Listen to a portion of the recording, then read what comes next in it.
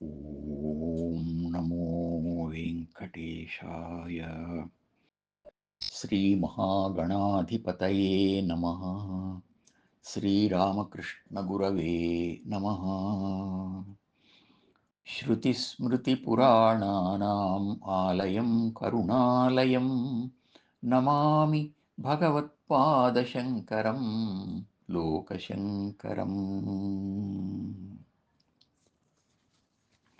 శంకర దర్శనంలో స్తోత్ర గ్రంథాల రచన సౌందర్యాన్ని, భావమాధుర్యాన్ని ఆస్వాదించాం.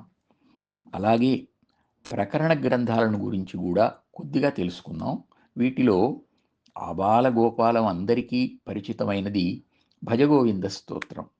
ఇంకా కాశీ పంచకం, కౌపీన పంచకం, గురు అష్టకం, నిర్వాణ షట్కం, మనీషా పంచకం, వేదాంత డిండిమం, ఆత్మబోధ, సాధన పంచకం, ఇలా 85 గ్రంథాలున్నాయి. విషయం ఏదైనా, ఎంత సంక్లిష్టమైనదైనా శంకరులు చెబితే అరటిపండు రుచి చేతిలో పెట్టినట్లే. ఇంకా చెబితే యశోదామాత పెరుగు చిలికి వెన్న నోటికి అందించినట్లే. శంకరులే తమ గురువులను గురించి ఈ మాట అన్నారు.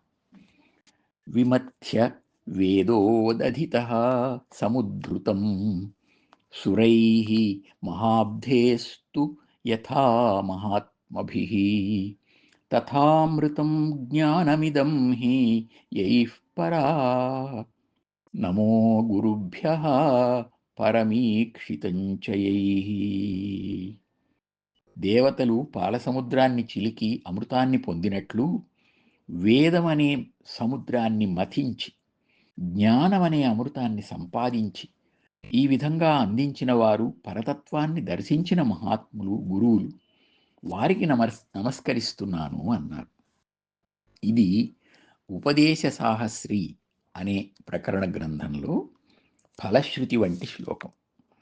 జగద్గురువైన ఆ శంకరుల వాక్యాలు కూడా మనకు అమృతం లాంటివే కనుక ఆ జగద్గురువుకు మనం నమస్కరిస్తూ, గురు అష్టకం వారు రచించిందే ఒక ప్రకరణ గ్రంథం, దాన్ని చదువుకుందాం, అందులోని విశేషాలను తెలుసుకుందాం.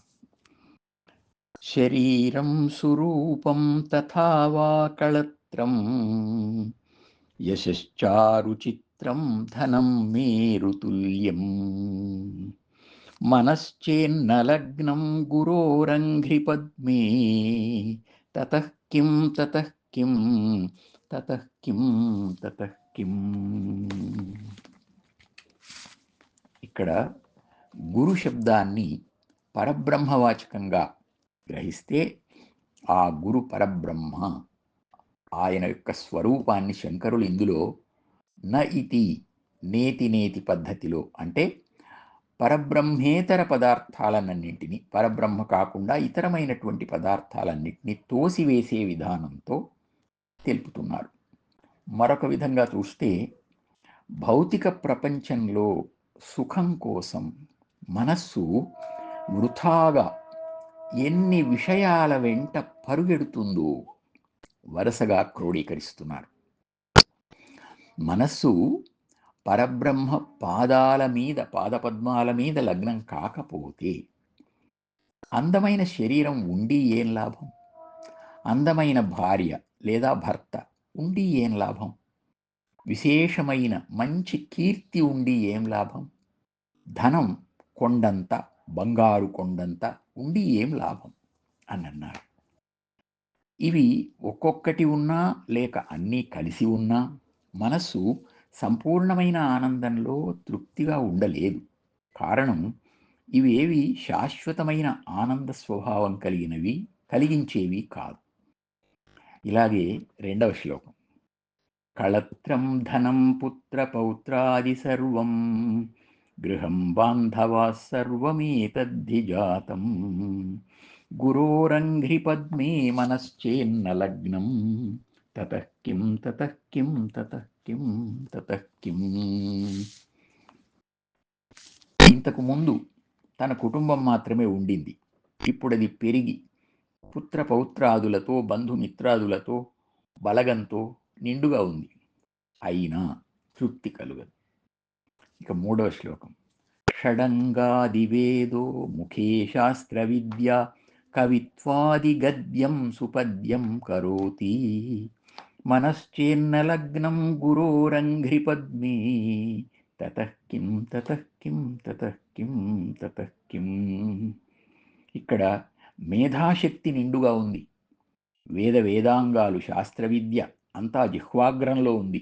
ఇలా పాండిత్యమేగాక కవిత్వం కూడా వస్తుంది. గద్యం గాని పద్యం గాని అనర్గళంగా చెప్పగలడు. అయినా తృప్తి లేదు, తృప్తి రాదు. 4వది. విదేశేషు మాన్యః స్వదేశేషు ధన్యః సదాచారవృత్తేషు మత్తో న చాన్యః. మంచి ఆచారపరుడు, సత్ప్రవర్తనలో అతనికతడే సాటి. స్వదేశంలోనే కాక విదేశాల్లో కూడా సన్మానాలు, సత్కారాలు. అయినా తృప్తి, మనశ్శాంతి లభించడం లేదు. 5వది. క్షమామండలే భూపభూపాల బృందై సదా సేవితం యస్య పాదారవిందం. మొత్తం ప్రపంచంలోనే ఒక రాజు చేత కాదు, రాజులందరి చేత గౌరవింపబడడం గాక పాదపూజలు కూడా పొందడం వారి చేత. అయినా మనశ్శాంతి లేదు. ఇక 6వ శ్లోకం. ఉన్నదాన్ని దానం చేయడం, దానంలో కూడా ప్రతాపాన్ని చూపించడం, తనలాగా దానం చేసేవాడు లేడనిపించుకోవడం. ప్రపంచంలో ఏ వస్తువైనా సరే తాను దయదలిస్తే, అంటే రికమెండ్ చేయడం అంటాం ఈ రోజుల్లో, అలా చేస్తే చేతిలోకి రావాల్సిందే ఆ పదార్థం. అంత పరపతి, పలుకుబడి ఉంది. అయినా వృథా. 7వ శ్లోకంలో న భోగే న యోగే నవాజిరాజౌ న కాంతా సుఖే నైవ విత్తేషు చిత్తం మనశ్చేన్న లగ్నం గురోరంఘ్రిపద్మే తతః కిం తతః కిం తతః కిం తతః కిం. జీవితంలో వృద్ధాప్య దశ వస్తున్నట్లుంది. ఇక భోగవాంఛ లేదు, యోగ సాధన చేసి మహిమలు పొందాలని లేదు, వస్తువాహనాల మీద మోజు లేదు, కామినీ కాంచనాల మీద మనస్సు లేదు. అయినా నిండైన ఆనందం, తృప్తి కలగడం లేదు. 8వ శ్లోకం. అరణ్యే నవా స్వస్య గేహే న కార్యో న దేహే మనోవర్తతే మే త్వనర్ఘ్యే.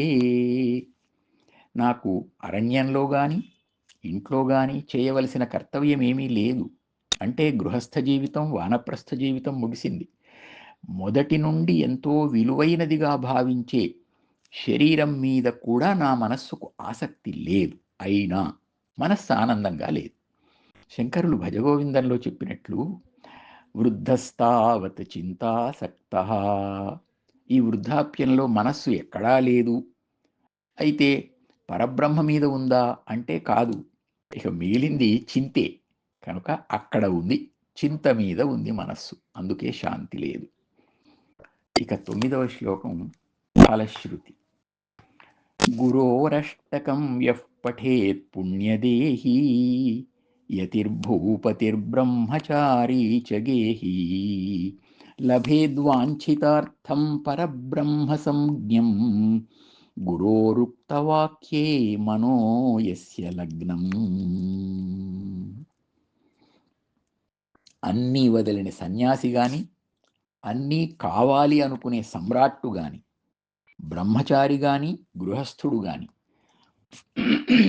ఈ ప్రపంచ వ్యవహారంలో ఏ దశలో ఉన్నవాడైనా గురువుగారి మాట మీద మనస్సు పెట్టి ఈ గురు అష్టకాన్ని చదివి అర్థం చేసుకొని శాశ్వతమైన గురు పాదాలను, భగవంతుణ్ణి ధ్యానిస్తే అతడు పుణ్యాత్ముడు.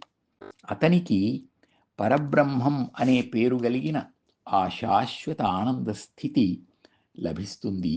దాన్ని పొందాలి అనే ఆ కోరిక నెరవేరుతుంది అని శంకరులు ఈ గురు అష్టకం ద్వారా అందరికీ చక్కని ఉపదేశాన్ని అనుగ్రహించారు. ఓం నమో వెంకటేశాయ.